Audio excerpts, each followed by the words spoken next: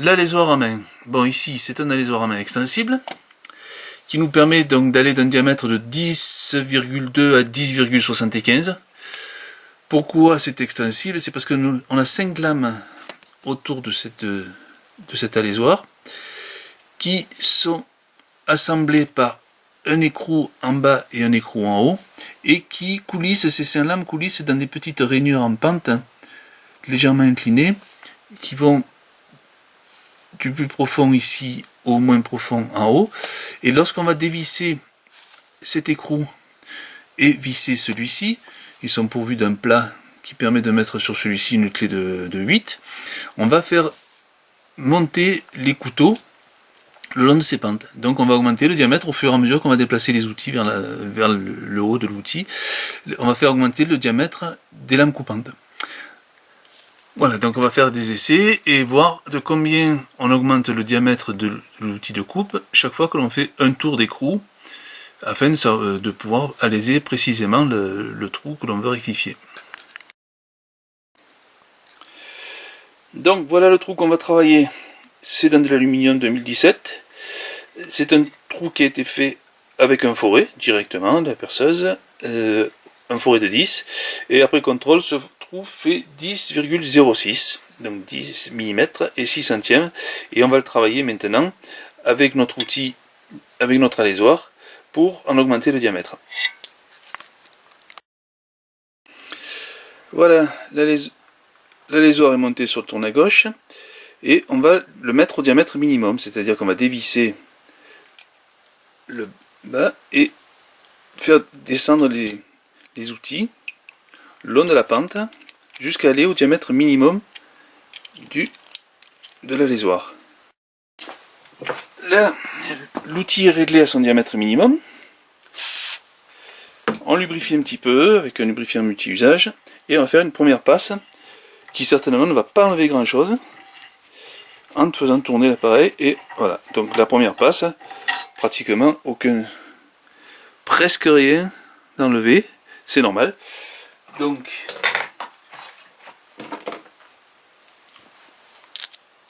on prend la clé, on dévisse d'un tour l'écrou du haut et on visse d'un tour l'écrou du bas sans serrer et on refait une passe. On entend que l'outil travaille un peu plus, on le fait descendre doucement et on va répéter cette opération un certain nombre de fois en contrôlant la cote de temps en temps. On tient l'outil pour pas qu'il tombe. Deuxième passe. Maintenant que la cote commence à avancer, je vais faire un essai en faisant 2 tours à l'écrou du haut, voir s'il y a moyen, et 2 tours à l'écrou du bas, voir si on arrive à usiner en prenant un petit peu plus. Ah, ça accroche un petit peu plus, il y a un peu plus de matière à enlever. On descend doucement, sans forcer.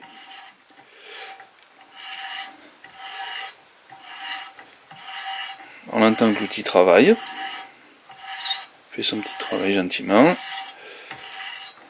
On voit les copeaux qui commencent à descendre dessous. Je tiens l'outil en dessous, en fin de passe, c'est facile. Voilà. Le nettoyage.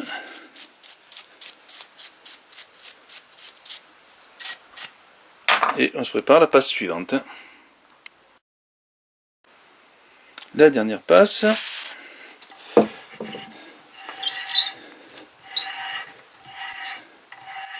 Comme toutes les autres, délicatement, doucement, en laissant descendre l'outil sans appuyer. Donc ça force moins.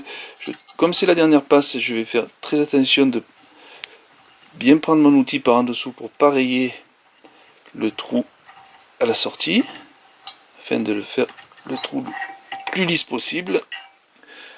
Voilà. Donc les derniers copeaux sont sur l'outil.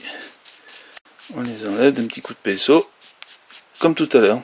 Et maintenant, on va contrôler la cote de notre trou, en sachant qu'on a fait 2, 4, 6, 8, 9 tours. 9 tours d'écrou haut, donc 9 tours d'écrou bas, et on voit que l'ensemble s'est légèrement déplacé vers la droite. Et c'est ce qui fait que les outils, en montant sur les pentes inclinées, ont augmenté le diamètre. Voilà notre trou, c'est celui de gauche. Un petit contrôle de l'état de surface intérieur. Et on voit que c'est quand même propre. Pas de rayures, pas de métal arraché, pas de grippage donc. C'est un outil qui fait du travail propre. Voilà, donc après contrôle de l'alésage de notre trou, après donc 1, 2, 3, 4, 5 passes, et 1, 2, 4, 6, 8, 9 tours d'écrou de réglage de l'alésoir. On a augmenté de 40 centièmes la cote, puisque le trou est passé de 10,06 à 10,46, ce qui nous fait donc 40 centièmes en 9 tours, donc on augmente de 44 microns le diamètre de l'outil chaque fois que l'on fait un tour d'écrou. Voilà, donc je peux partir sur cette base de travail de 4,4 centièmes par tour d'écrou.